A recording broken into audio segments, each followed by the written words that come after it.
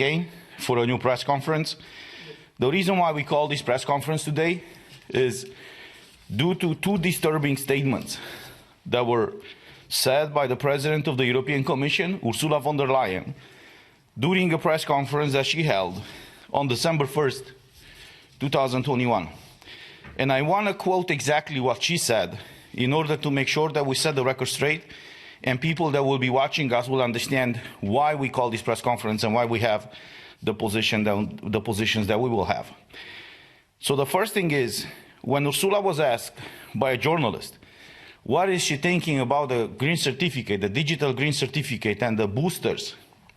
She said, and I quote, "This was a huge success," end quote. When the same journalist asked about the fact that these green certificates will be valid for 9 months, while the discussion was that actually the vaccines are valid 6 months, she said, and I quote, "There's a grace period of 3 months offered, granted by the European Commission to the people who are vaccinated to exercise their fundamental rights." So this is the first issue.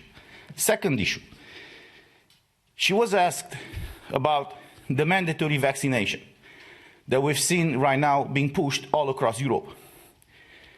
And when she was asked about this, she said the following, and I quote, and the reason why I'm quoting is, again, to make sure that everything is on record and everybody will know what we'll be talking about. So she said, and I quote, "If you're asking me what my personal position is, we have this pandemic, we have to leave, we have the life-saving vaccines, but they have not been used adequately everywhere, and these cause an enormous health costs. If you look at the numbers, we have now 77% of the adults from the European Union vaccinated, or if you take the whole population, is 66%. This means 1/3 of European population is not vaccinated. There are 150 million people. This is a lot. Not each and everyone can be vaccinated. So there are very small children, for example, or people with special medical conditions. But the vast majority of people could. And therefore, I think it is understandable and appreciated to lead this discussion now. How can we encourage and potentially think about mandatory vaccination within the European Union? This needs discussion. This needs a common approach, but it is a discussion that I think has to be led, she said, end quote. So since she's asking for a discussion that should be led across the European Union, we took this privilege, I would say, and we answered her invitation to start this debate. So this is the reason why I'm calling my colleague Francesca Donata from Italy to present you her position about what the President of the Commission asked us to discuss about. Thank you, Christian. Thank you, everybody. Good morning. I live in a country that is already implementing mandatory vaccination. In Italy, the government has introduced a mandatory vaccination for all workers in the health sector, for those in the school, university and job training sector, and for all workers in the army, police and firemen. All these workers are compelled to receive a complete vaccination against COVID-19 and booster doses to escape being placed on unpaid leave, regardless their immunity status. Having a strong natural immunity after recovery from the infection does not relieve anyone from the obligation when 6 months after the positive swab have passed.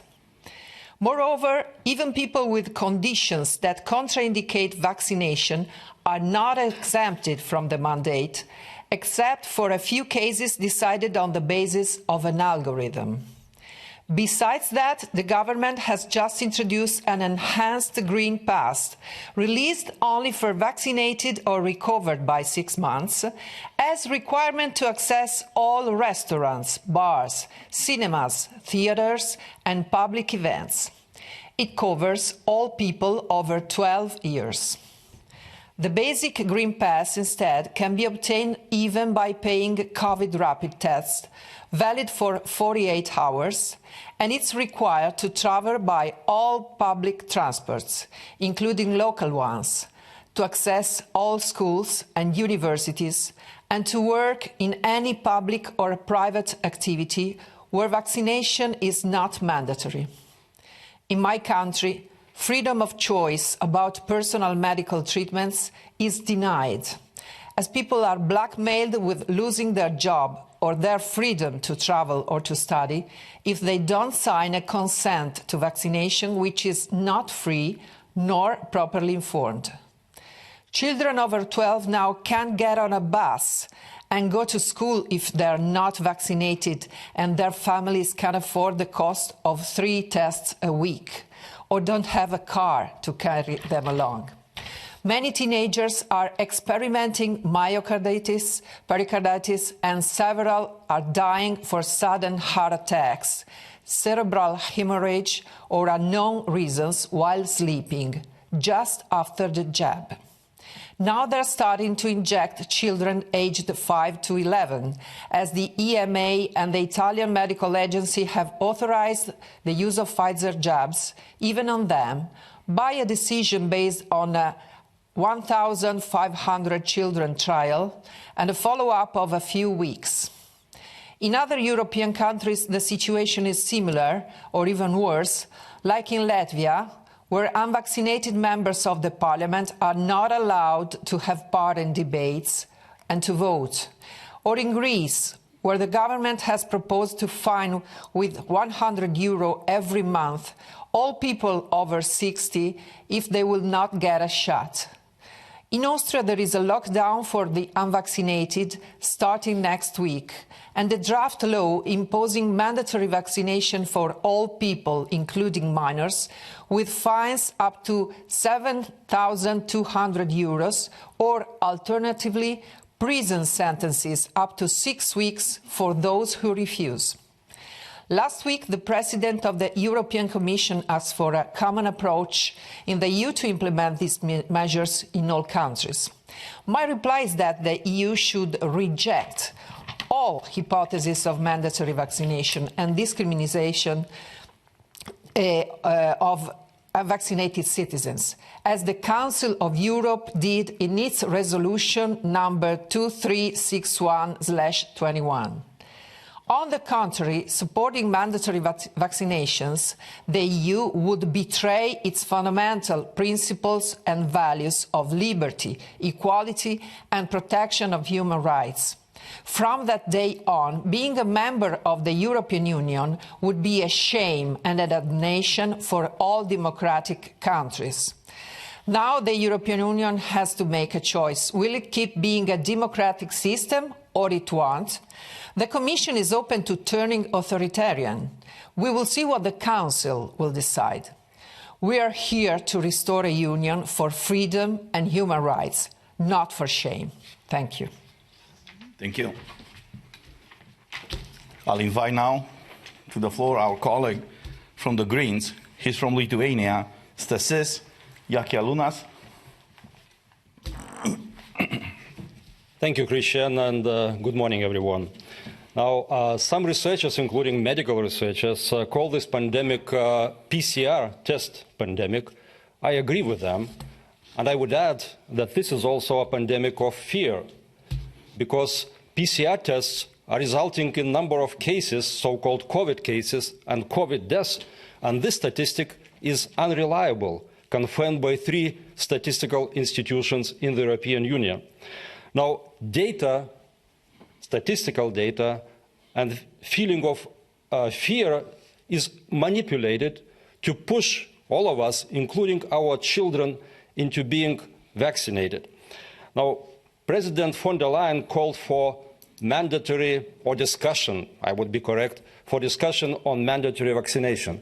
But what we already have forced or coerced vaccination because of this manipulation of fear, data, and because of requirement to use COVID digital certificate. When asked to vaccinate, we are asked to trust in science. Now, what is science? I did some science myself years ago, but I remember what it is.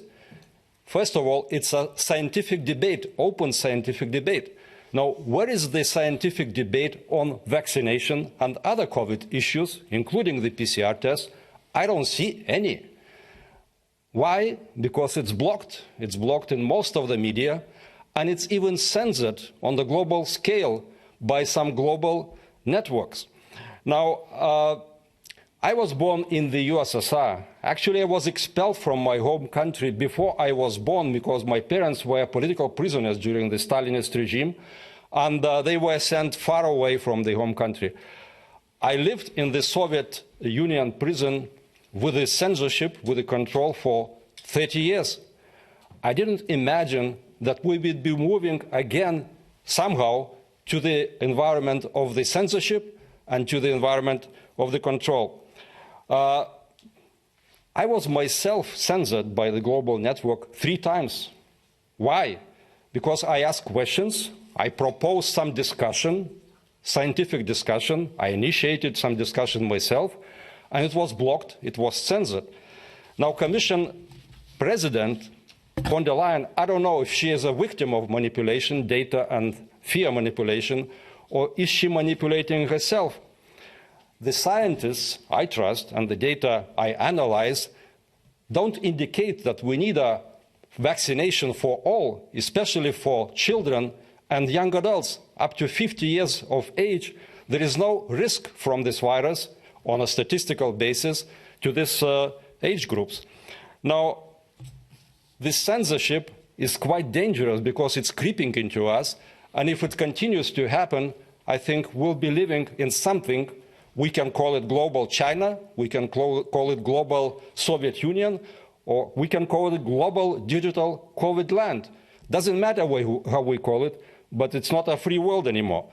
So we have to fight for the free world. We have to fight for our right to live in the free world and for our children's right to live in the free world.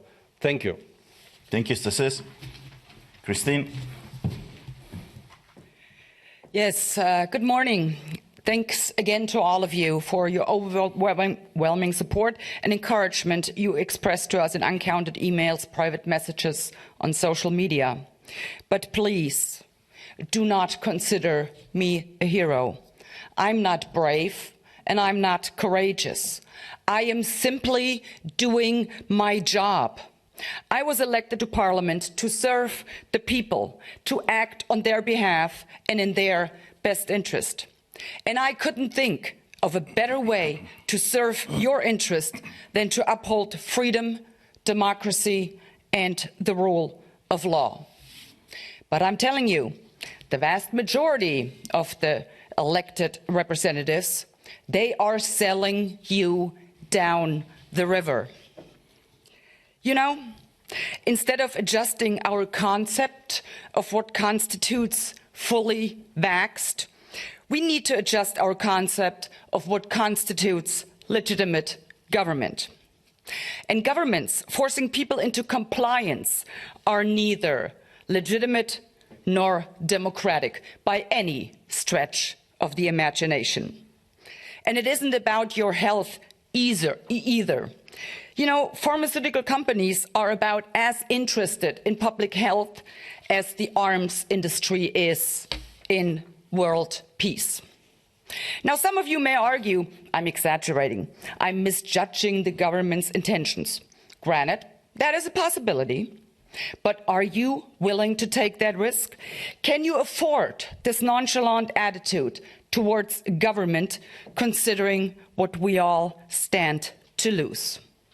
Others may think, yeah, I kind of see where she's coming from, but nah, my government wouldn't do it. Well, not only would they, I'm telling you, they are already doing it as we speak. As Heraclit, a Greek philosopher living in the 5th century BC, once said, the truth often evades being recognized due to its utter incredibility. So just because you cannot fathom your government having ill meanings towards you doesn't mean it is not true. And on the other hand, I'd much rather be wrong than sorry. But it's up to you. You need to decide what you will do. But keep in mind, whatever decision you do make, you will not only make it for yourself. This decision will be made for your children and your children's children as well. Your decision today will shape the society your children will have to live in. Your decision today will predetermine whether your children will live in a free and democratic society or if they will be subjected to a surveillancing police state. Now, I am determined to leave my children a free and democratic society, and this I will fight for tooth and nail. And should it be the last thing I do on this planet, so be it. So once again, dear government, bring it on. Let's see what you've got. I am not afraid of you. You will not be able to shut me up. You will not be able to force me into compliance. Oh, and one other thing, trying to buy me off, really? That isn't going to work either. So go ahead, offer me $1 million. Heck, make it $100 million. But you know what? Securing a future for my children in a free and democratic society, you could not possibly put a price tag on that. So when it comes to my stand on that issue, I would like to put it in the words of Margaret Thatcher. This lady is not for turning. You can bet on that. Thank you. Thank you, Christine. Ivan? Thank you. Thank you, dear colleagues. Thank you all for attending this press conference. In the beginning, I will reply to President of the Commission, Ursula von der Leyen, who called for a debate on mandatory vaccination. The answer is simple: no, you cannot mandate these medical products. And why you cannot mandate these medical products? Because data and science have shown us that these products are very far away from what was promised.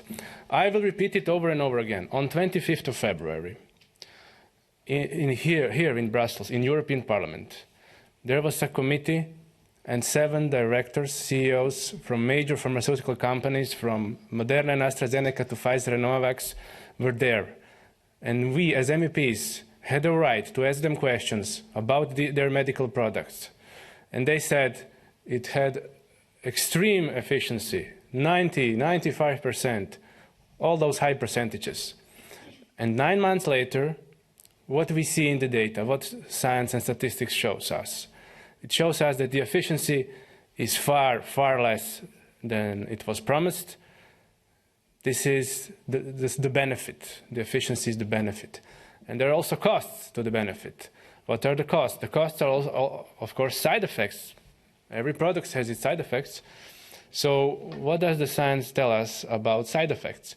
That there are more reported side effects, adverse reactions to these COVID vaccines than all the other vaccines combined in several decades. We have products of questionable quality, and this is why you cannot mandate them. You cannot mandate them. And when it comes to freedom, more and more I feel that our constitutional rights and our human rights have been kidnapped, and that we have to pay ransom. Every 6 months, 1 year, we have to pay ransom to get our freedoms back. This is simply unacceptable. Our rights are unalienable. That means that no kidnapper can take them from us. It's as simple as that. And we accept nothing else. I will make a short report on Croatia and Slovenia. As you know, as I said on a previous conference, with the beginning of November, Croatian government decided that public sector must have digital green certificates implemented. As soon as this measure was started to get implemented, huge resistance was offered on all levels, and it still is there, and it continues to rise. So now, it will be tomorrow. Tomorrow in Croatian Parliament there will be a debate on a law that will make fines for all those who do not implement DGC in their institution, in their organization. So the Croatian government goes further with this repression, with this unconstitutional situation. And of course, if von der Leyen tells them, implement mandatory vaccination to Croatia, of course they will do it. And they have always done whatever Brussels told them, no matter how illogical it was.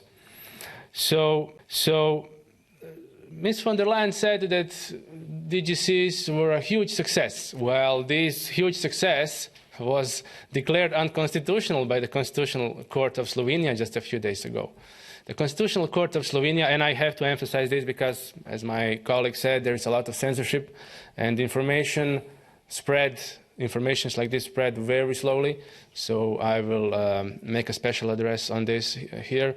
So the Constitutional Court of Slovenia made a decision, made a ruling that the decision made by the government, which was, by the way, suspended up to a few days ago, that the decision made by the government of Slovenia that only the vaccinated and people who have recovered can come to their job, to their workplace, that the decision by the government is unconstitutional.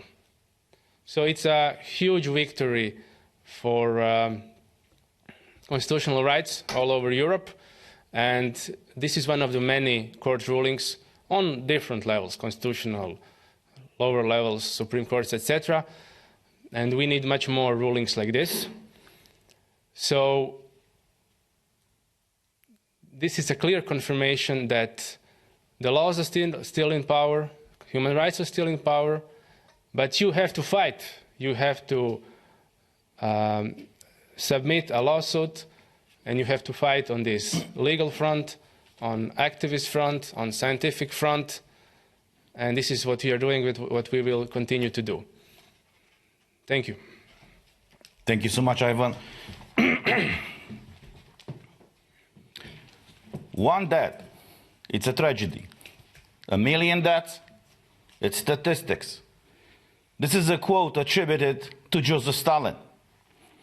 Now, when I was reading the quote of Ursula von der Leyen, of what she said in that press conference on December 1st, 2021, from the stage of the European Commission, where she said, and I restate it, there are 150 million people in Europe who are not vaccinated. I was completely shocked. See, when we look at the citizens of the European Union, we see not 150 million people who are vaccinated and the others who might be vaccinated. We look at 400 million individuals, persons with basic fundamental rights, which have the right and the liberty, or should have at least, in the current European Union, to decide if they want to get a medical treatment or not. So this press conference of the President of the European Commission, Ursula von der Leyen, it's a turning point for the Western civilization in the European Union.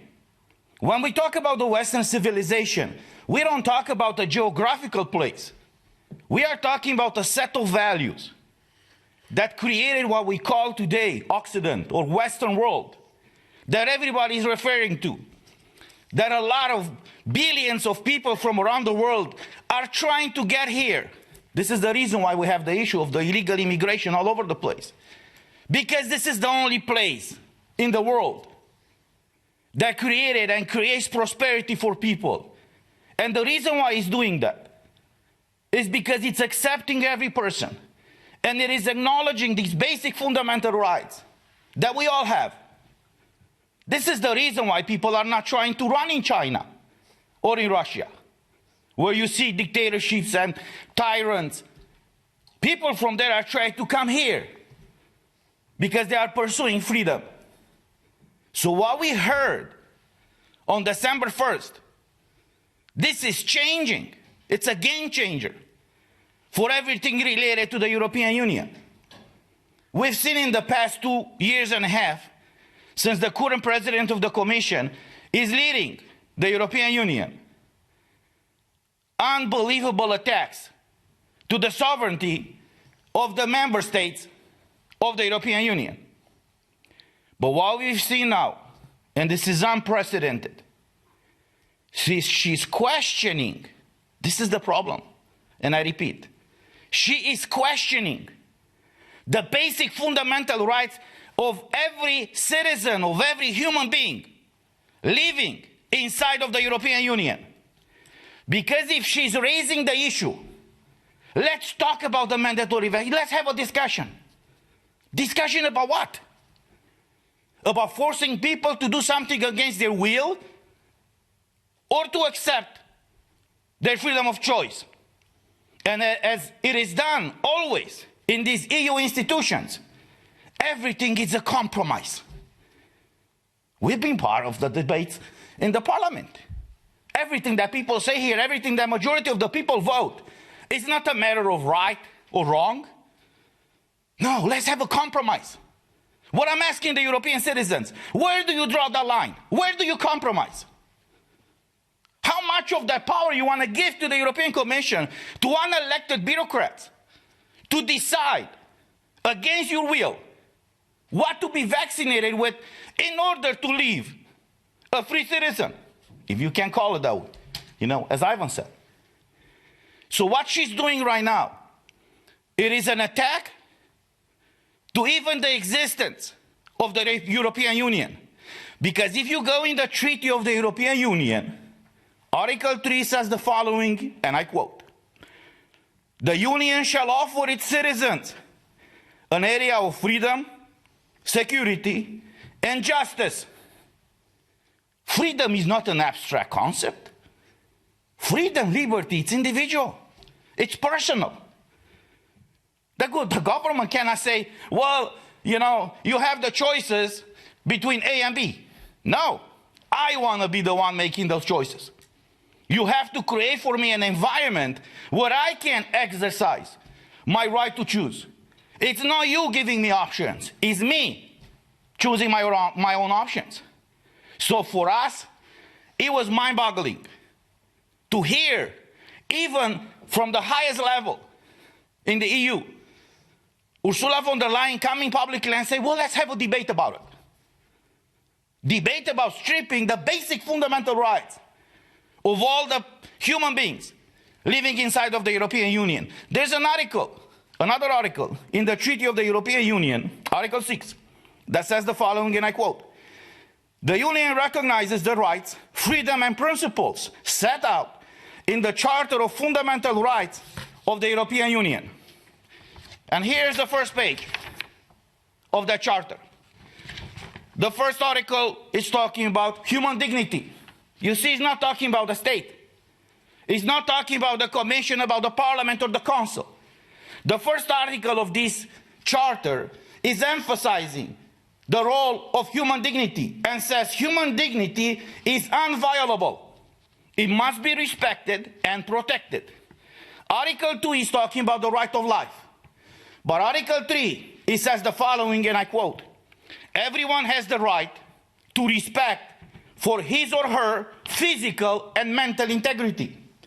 In the fields of medicine or biology, the following must be respected in particular: the free and informed consent of the person concerned according to the procedures laid down by the law." And I repeat that. The free and informed consent of the person. These are the basic values, the fundamental values that are the foundation of the European Union. Now, if she is challenging the foundation of this union, which was not based on institutions or governments, it was based on creating, as the treaty says, an area for its citizens, an area of freedom, security, and justice. Well, how can you have justice? How can you have security anymore if you are violating the basic fundamental rights of the EU citizens. I heard and I saw articles in the media saying, well, you know, some people from the right are contesting this. Look at us. I'm from the, let's say, the right side of the parliament. Christine is from the right. Francesca and Ivan are from the non-affiliate. But Stasis is from the left, Greens. See, it's not a matter of right or left. It's a matter of right and wrong. And clearly Ursula von der Leyen, what she's doing right now is wrong for the European Union, and it is wrong for the people living inside of the European Union. The reason why we wanted to have this first press conference about what she said is just to raise these issues, and we can guarantee you that this will not be the last one in regards to this. And before I close, I want to say a few more things. This Sunday, I was present at a huge protest that took place here in Brussels. March for Freedom. Over 120,000 people, according to many people who counted everybody who was present there, participated at this meeting. I want to congratulate and thank everybody who participated at this meeting. Many people came from far away from Belgium and even from outside of Belgium. They came here in Brussels to march for freedom. These people wanted to be free. They want to make their own choices. I met in that group people who were not vaccinated, but I met people who were vaccinated. And I asked them, why are you protesting? Because I want to be free. I want to make my own choice. I don't want the government, the commission, or anybody else, especially unelected bureaucrats, to force me, to coerce me to do one thing or another. Nevertheless, I want to thank the firefighters who led the huge crowd. They've done an outstanding job. And unfortunately, they were met with water cannons in front of the European Commission. What shocked me when I got there, the European Commission was surrounded by barbed wires. So it was the Commission, a line of police officers, geared up for war, a barbed wire, and the people. We haven't seen this kind of images in the European Union. Us, that are from the East, we've seen it before, but not here. And since this will be the last press conference for this year, I want to tell all of you guys, do not be afraid. We are here to fight for you. Merry Christmas, and God bless you. Thank you. Thank you. Thank you. Could I ask any of the journalists here on who are watching? I can see a few watching. So any America Hernandez from Politico, who you're asking is a recording available afterwards? Yes, there will be. If any of the journalists watching now would like to ask a question, I think you have to press. Sorry, I'll just take one from the audience here first. So if you could just state your name, please, and your media organisation, and then bang away. Thank you. Good morning, Vincenzo Genovese from the Italian newspaper L'Inchiesta. I was not here for the first part of this press conference, so sorry if I ask something that has already been said. After the decision of the Court of European Justice on the mandatory COVID pass to enter the Parliament, what is your next step, your next practical step? First question. And second, if I may, are you aware that if there are some colleagues, some other MEPs that basically agree with your line but are afraid to tell openly because they don't want to break the lines of their respective political families? Thank you very much. What I want to say is I was not part of that case, so I invite any of my colleagues to answer that question. Yes, I can say something about that. So, yeah, the court actually ruled in a preliminary ruling that Sassoli's provisions basically forbidding us to come into the parliament unless we had a digital green certificate or subjected ourselves to a PCR test, which is only valid for 48 hours, I believe. This is a no-go. So what he instead did was that we have to take upon it before we enter Parliament a rapid test, and in case it's negative, we get some paper stating that all is fine. And this too is, I think, valid for like 48 hours. But this is not the point.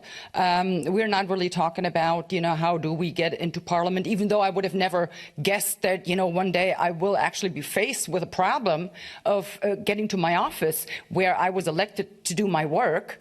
And the German people have a right that I, do my work. But it's not really about us. It's about the people all over Europe and all over the world, for that matter. The government overreach when it comes to that is incredible. I mean, and we really need to think, what kind of society do we want? I mean, just think about the 2G rule. I mean, what does it actually say? The stores, grocery stores, shops, they might as well put out a sign, unvaccinated people will not be served here. Or, well, haven't we heard or seen that before under another pretext? So I'm very sorry. This discussion is about freedom, democracy, the rule of law, and basically the way of life we have known for the past decades. And they stand to be abolished now under the pretense of only doing it for our own good. Thank you. Francesca, yes, sure. I can add something about this issue. The General Court rejected the suspension request, and now we are evaluating with our legal lawyers if whether to go to the upper court. So we will decide about that, because the decision involves just the suspension, not the main issue. That the court has accepted to decide with an emergency rule, accelerated proceeding. So probably the main decision will come out by next summer. And now we're discussing among ourselves how to behave. According to answering to your second question, yes, we do think, and we really know there are several MEPs that agree with us, that are concerned as well as we are about these issues of violating of democracy and freedom of choice. But of course, their groups sometimes have very strict political lines, and so they can't expressly and publicly say what they think. But we are supported by them too. That's my answer. Thanks. Thank you. I just want to add something. As far as your first question, I was not part of any of those cases. But since November 3rd, when the European Parliament implemented the decision of the Bureau to condition the exercise of our mandate as elected by the people for the people, and to exercise that mandate inside of this building in Brussels or the one in Strasbourg or Luxembourg, I never ever complied with that decision. Every time when I enter the parliament, I enter without showing anything. I always have to argue my rights with the security guards. There's a common understanding already. And they always have to write a report about me to the president of the parliament. I just received a letter a few days ago that he's preparing to punish me. That's what he said, for not complying with that decision. Well, I'm coming from a former communist country. I'm coming from a family that was persecuted politically and religiously. I don't bow and I don't kneel, only in front of God. So if they want to punish me for exercising my right and for defending the freedoms of all in EU, let's do it. But at the end of the day, and this is regarding to your second question, at the end of the day, it's up to the European citizens. What do they want to do? Yes, there are plenty of MEPs in this building who are supporting us.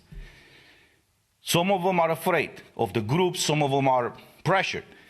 But the basic line is this: it's up to the EU citizens. So if any of you guys from EU are watching us, get in touch with your MEP and tell your elected officials, your elected members of the parliament from your own countries, to come and support, not us, to support your rights, because that's the reason why they were elected here.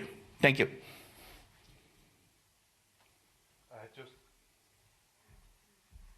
Would you like the follow-up question? Just a clarification. If you are now obliged to present a PCR test taken not before 48 hours before entering or not? I mean, you can enter the parliament without showing anything or not? Is the question addressed to me or to my colleague? Christian. To Mrs. Anderson, because she talked about the PCR test, because as I can see, if you have to show a PCR test taken 48 hours, it's basically the same thing as showing a COVID pass. Thank you. Okay, so this is the deal. There were two set of preliminary rulings of the judge, and one of them, the suspension has been lifted. But on the second ruling, the suspension is still in effect. So I do not have to comply with a PCR test, and I won't do that. I simply refuse. So what the court said, we can take a saliva rapid test, which has to be done at a pharmacy, doctor's office, or in the premises of the EU Parliament, and that's what I'm basically doing. Up until that point of the suspension by the court, I basically entered Parliament. I just provided some piece of paper that stated that I had taken a test and it was negative. And because the point of the matter is the security guards, they really were left alone in this. They had no clue how to enforce that rule. And as Christian said, they can't do anything. So if we say, well, fine, you cannot stop me from going to my office, that is absolutely true. They cannot do anything. The only thing they can actually do is what also Christian already said, that President Sassoli is now punishing us. Well, go ahead. He will not stop me from exercising my mandate in the way I see fit. That's all I have to say about that. Thank you. Okay, are you happy? Okay. Any questions from journalists watching online? I see Mr. Hernandez from Politico, but you just want the... Okay. If you could press the yellow button for any more questions for journalists online, please. Okay,